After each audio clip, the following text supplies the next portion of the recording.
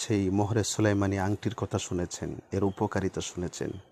এখন আমি আজকে আপনাদেরকে বিষয়টা শিখিয়ে দিব।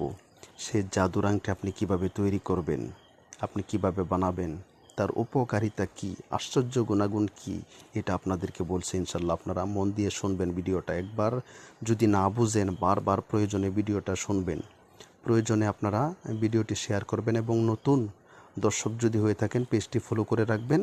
এরকম আমলের ভিডিও, বিভিন্ন ধরনের আমল বা তদবিরের ভিডিও আপনারা আমাদের এই MFTV24 বিডি এই পেজের মধ্যে পাবেন। এখন শোনেন, আমি বলি।